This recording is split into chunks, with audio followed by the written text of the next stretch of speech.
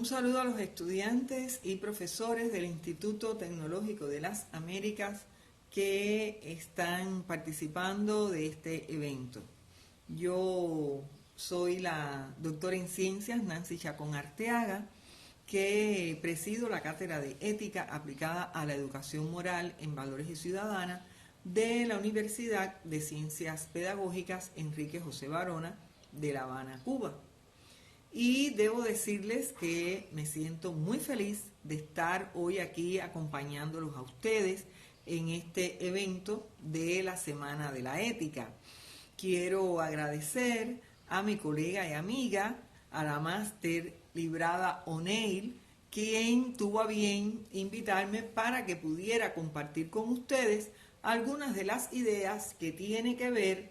en este caso, con la ética y la tecnología en tiempos de pandemia de la COVID-19.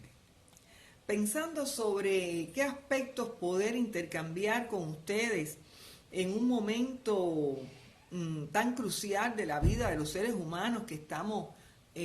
viviendo precisamente en esta pandemia, pues entonces se me ocurría algunas interrogantes. Una primera que tiene que ver con ¿por qué hablar de ética en estos tiempos del desarrollo de la ciencia y la tecnología y puntualmente en el contexto de la pandemia de la COVID-19? Pero si vamos a hablar de ética, habría que empezar también preguntándose ¿qué es la ética? ¿Y qué lugar tiene la ética en el desarrollo del sistema de los conocimientos científicos y tecnológicos a la luz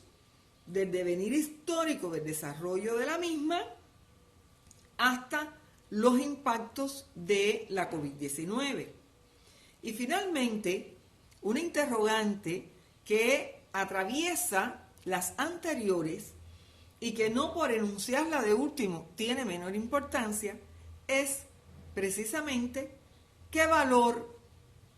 qué significación le dan ustedes a la ética en su formación profesional, en los perfiles de egreso que ustedes tienen, que son de carácter tecnológico para cumplir una función social. Es decir, que estas serían las interrogantes que me gustaría que a lo largo de mi intervención pudiéramos ir dando algunas respuestas, ninguna de forma tácita ni de forma absoluta, porque el conocimiento tiene granos de absoluto, pero también de relativos. Así es que entre todos pensar en torno a estas problemáticas. En primer lugar, la ética, decir que pueden encontrarla conceptuada como una rama, una disciplina o una ciencia filosófica. La ética, en sentido general, es la filosofía de la moral, la filosofía sobre la moral. Es decir, la ética tiene como objeto de estudio a la moral como un fenómeno de la realidad, de la vida espiritual de los seres humanos, de su mundo interno y de la sociedad. Estudia su naturaleza, su esencia, sus leyes del desarrollo, el carácter de los valores morales, las funciones que tienen la moral y los valores en la regulación de las conductas, en la normativa para mediar los conflictos y los dilemas que enfrentan los seres humanos día a día, y de forma aplicada, pues se tiene en cuenta la ética de las profesiones, se tiene en cuenta la ética aplicada a la economía, a la religión, a lo laboral, al mundo laboral, en fin, que tiene toda, vamos a decir, como que un sistema de conocimientos que la caracterizan no solo por sus fundamentos teóricos y metodológicos, sino por la normatividad que de ella se deriva a la luz de las normas morales que establece y que toma en cuenta a la luz del ideal moral de la personalidad en la sociedad en que se vive y de los valores que deben caracterizar a esos paradigmas, a esos modelos que se diseñan en la sociedad, como por ejemplo el perfil del egreso de ustedes en la universidad. Estoy totalmente convencida que tiene también presente a los valores compartidos, a los valores que deben caracterizar a estos profesionales en la República Dominicana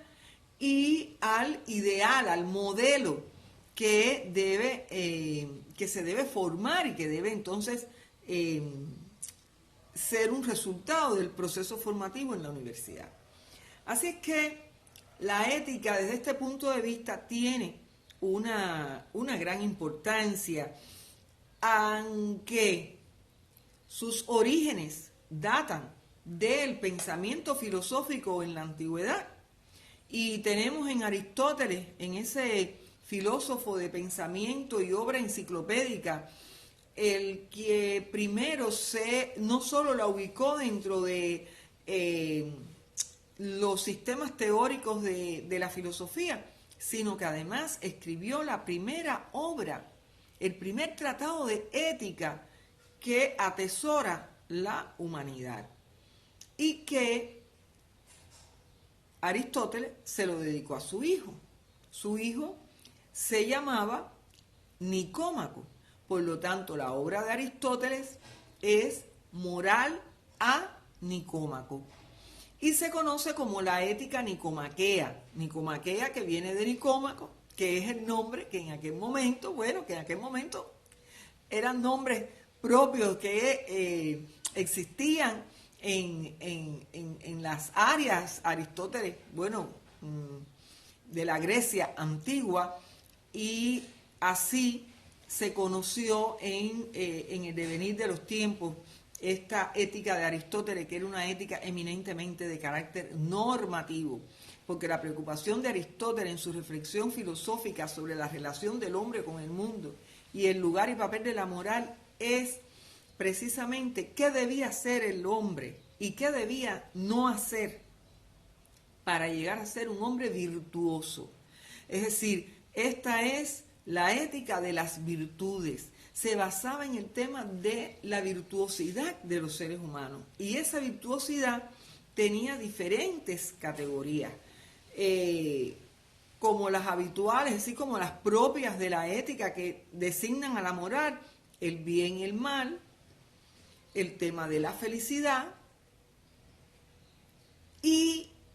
el tema esencial de la justicia, que para Aristóteles era lo más difícil que el ser humano pudiera llegar a delimitar el justo medio de sus comportamientos, de sus actitudes y de su visión moral de la realidad entre las posiciones de exceso o de defecto. Fíjense que cuando se va a representar simbólicamente a la justicia, vamos a decir a la justicia que se basa en el derecho, en el conocimiento del derecho, en el área de la formación del derecho, se simboliza con una balanza que está buscando el justo medio, que es impartir esa justicia, hacer esa justicia, llegar a la justicia,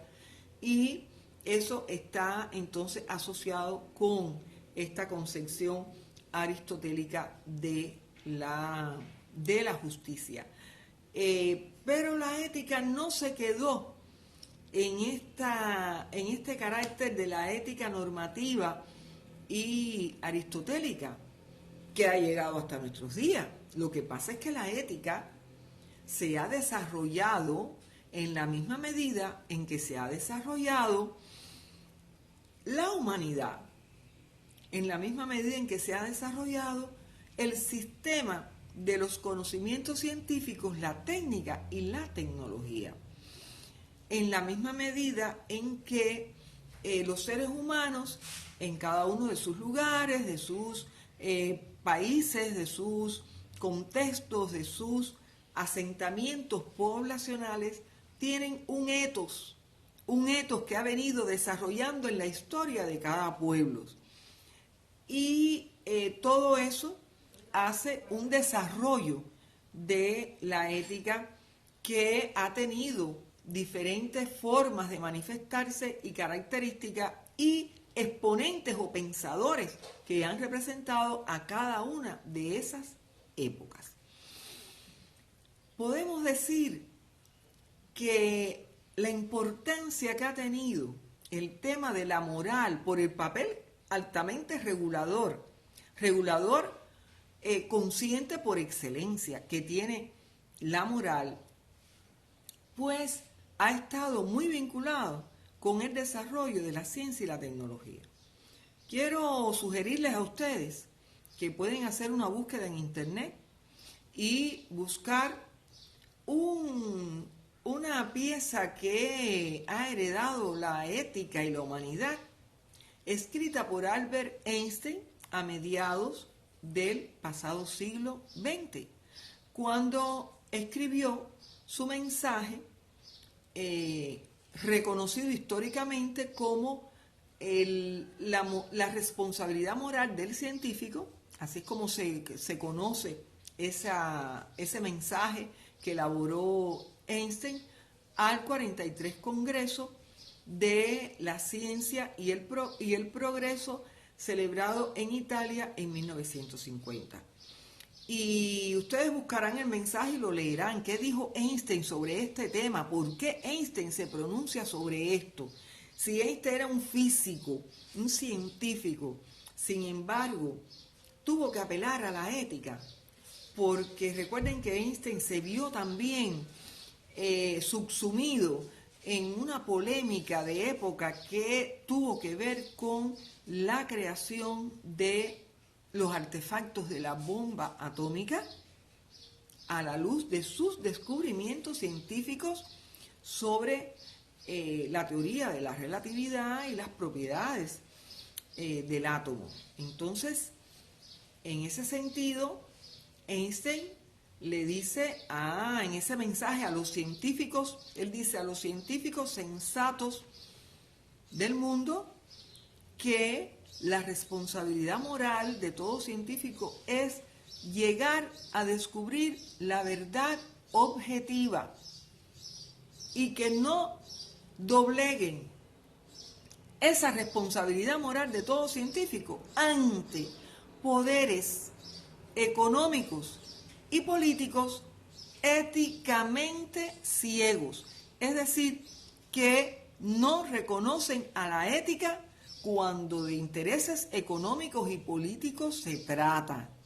En este caso, hay una máxima, hay una norma de la ética muy importante, un principio de la ética muy importante, y es que tiene que existir una correlación moral, una correlación ética entre el fin y los medios, es decir, los fines que perseguimos y qué medios utilizamos para lograrlos. Ahí está la ética en su regulación, ahí están los valores diciendo, dictando cuál debe ser o cómo debe tenerse en cuenta el camino que el ser humano escoja para no dañar, para no hacer el mal, sino precisamente para hacer el bien a los demás seres, a los otros seres humanos, a sí mismo, a los otros seres humanos y al medio ambiente, a la naturaleza, que es el claustro materno de la sociedad en la cual vivimos. Así es que la ética ha tenido estos momentos. Hay otro momento significativo como fue, les hablé del tema de la bomba atómica que fue precisamente fabricada y experimentada como un acto de fuerza por los Estados Unidos al final de la Primera Guerra Mundial, donde en aquel acto genocida en Japón contra Hiroshima y Nagasaki, porque realmente ya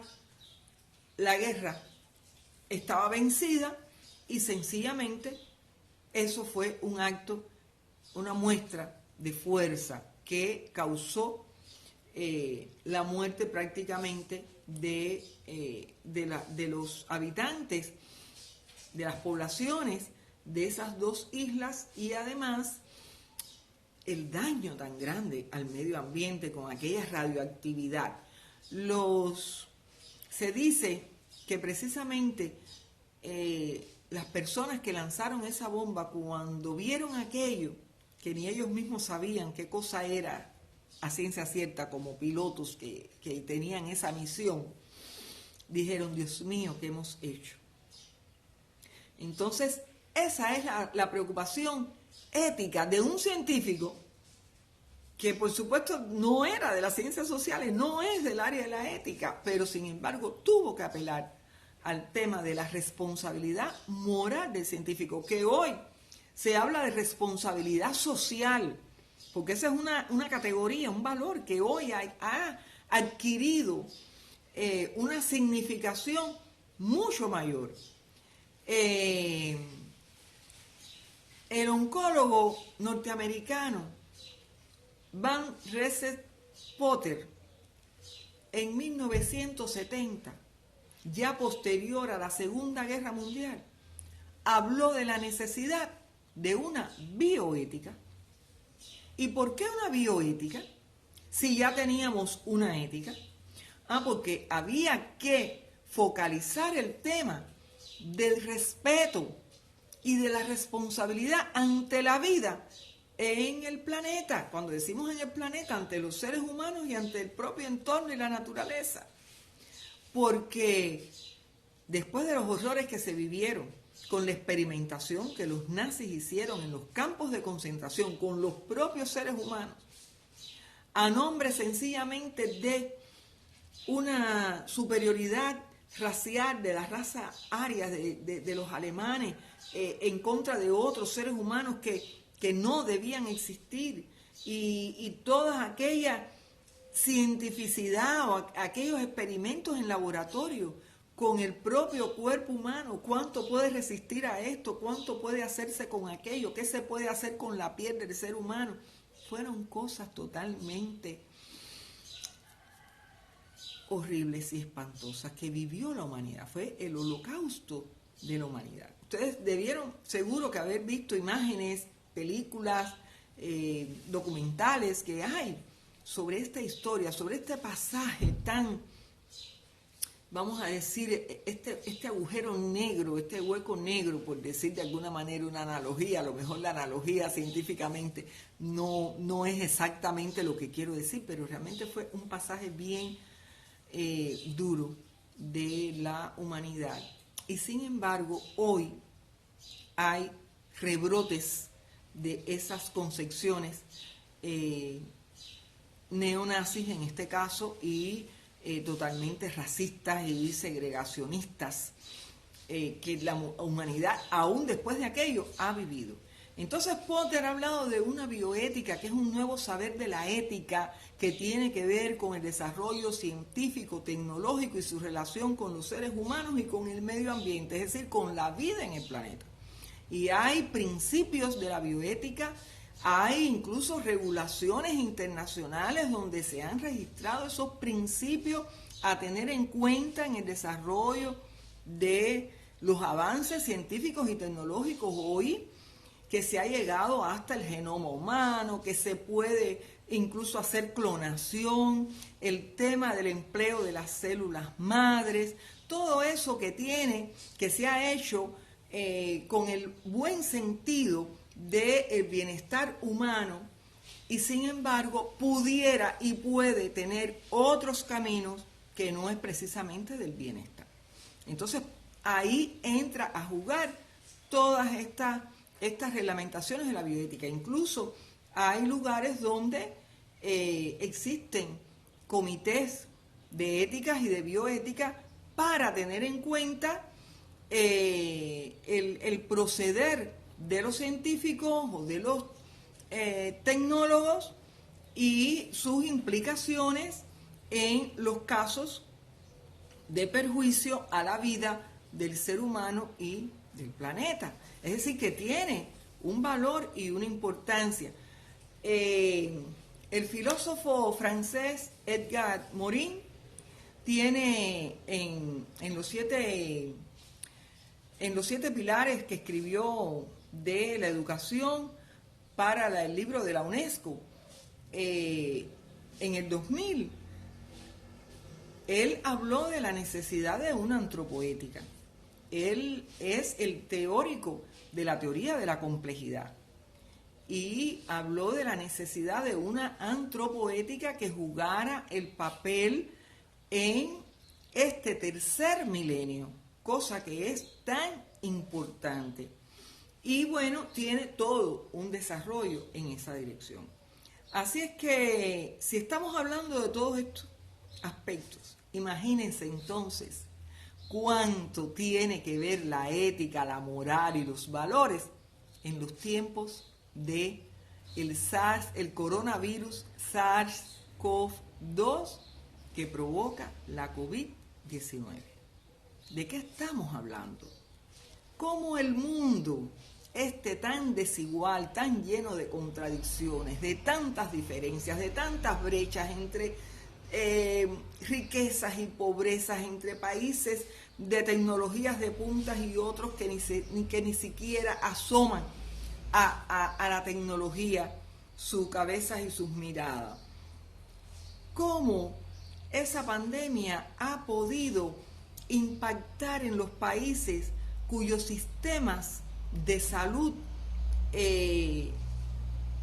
no precisamente tienen en el centro a la vida y preservación del ser humano como tal, sino el tema del economicista, quizás del negocio privado, de la ganancia, de la oferta de un servicio que tiene que ser costeado por el individuo? ¿Cuánto se ha dejado al descubierto qué nivel de preparación han tenido los países para ahora, en una pandemia, poder dar atención y preservación de la vida de sus ciudadanos en sentido total e inclusivo? ¿Cuánto de solidaridad ha habido para poder compartir con los más necesitados lo que se tiene para enfrentar la pandemia, para juntar a los científicos y colaborar y cooperar y de conjunto encontrar las vacunas y tener los recursos y los respiradores que hacen falta? Todo eso ha quedado al descubierto.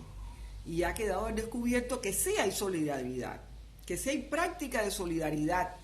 por algunos países. Por ejemplo, yo puedo poner el ejemplo de Cuba porque soy cubana y es aquí donde vivo. Y nosotros tenemos una brigada médica, Henry Reeve, que ha ido a más de 45 países solicitada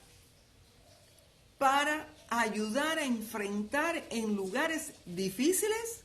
en condiciones difíciles, el reto de la pandemia. Y Cuba, que es una isla del Caribe, como lo es la República Dominicana, pues entonces ha prestado ese servicio, pero lo ha podido prestar, primero porque hay una concepción de formación médica y paramédica con una concepción humanista amplia, inclusiva, y de solidaridad como valor, y del valor del ser humano como valor cimero en la sociedad en que vivimos, y la necesidad entonces de cooperar y de colaborar. Aún los impedimentos del bloqueo del imperialismo norteamericano contra nuestro país, que tiene un asedio financiero, económico y comercial para que Cuba no pueda salir adelante con el desarrollo de su sistema social que se sustenta en una economía muy limitada y muy golpeada por más de 60 años de este bloqueo. Y con el mandato de Trump, 4 años, saliendo del poder con más de 240 sanciones contra Cuba para asfixiar al pueblo cubano por carencias, por hambre, por necesidades y por la falta de medicina. Así es que Cuba ha tenido que sortear todas estas barreras, encontrar quiénes son los amigos que le ha dado la mano en el mundo y poder hacer su sistema de internacional con una visión solidaria, pero también para poder desarrollar la concepción que sobre la salud, la educación y la seguridad social tiene Cuba, que es totalmente inclusiva, que la salud es pública y gratuita, que contamos con un médico y una enfermera de la familia por un número determinado de habitantes en cada comunidad. En cada comunidad usted se puede encontrar, de acuerdo a la población, más de un médico y una enfermera de la familia que le da atención primaria a toda esa población, que la tiene registrada, que le controla sus enfermedades y que están conectados con un sistema de clínicas que tienen atención también primaria y que cuando se requiere entonces de esas clínicas que son locales, entonces van a hospitales que tienen otro nivel de profundidad de atención cuando amerita a la persona para curarlo o preservarle su salud. Entonces, este tema de la pandemia, por ejemplo, ha tenido una cobertura total porque día a día se pesquisa diariamente por esa atención primaria los síntomas de su comunidad y los contactos de los contactos que se aíslan, que se les da atención, que se ingresan a todo aquel que da positivo, que no se escatima para aplicarle las pruebas a la población y que los científicos cubanos,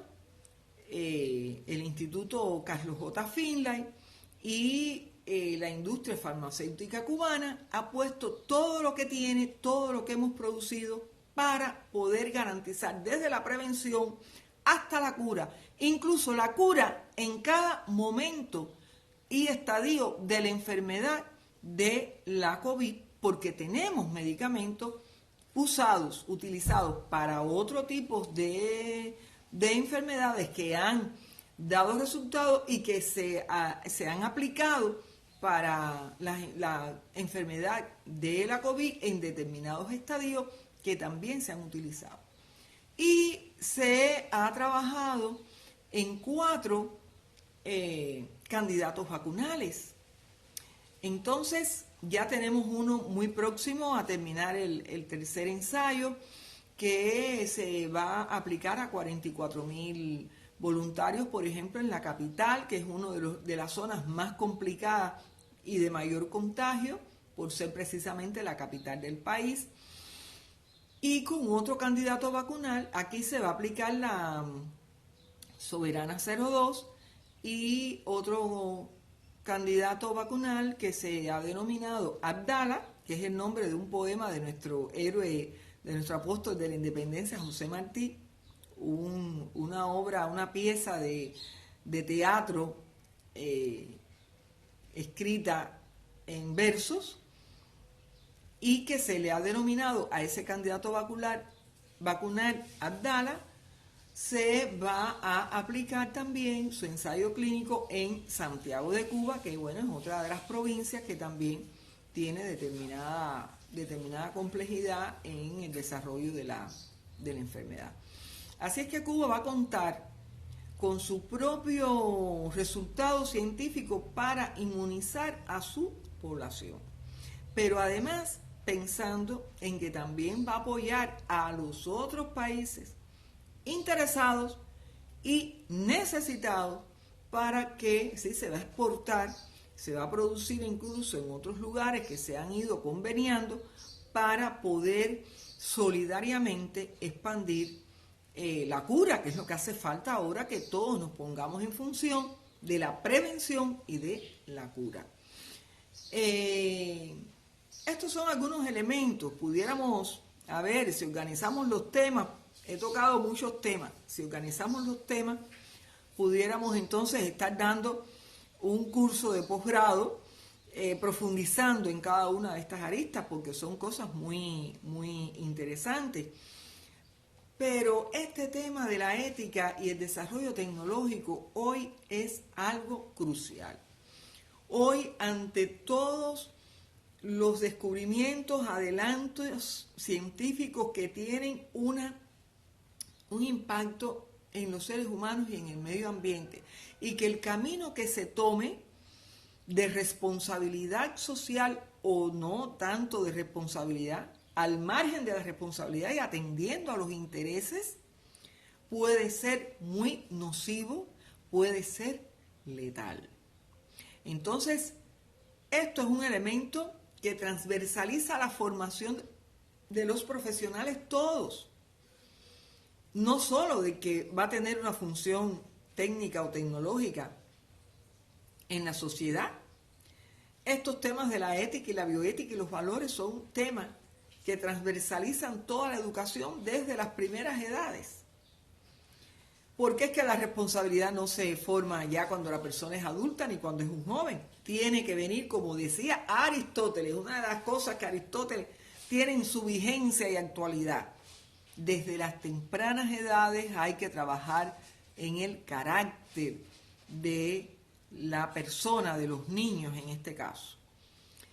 Y en este sentido defendemos un eslogan académico.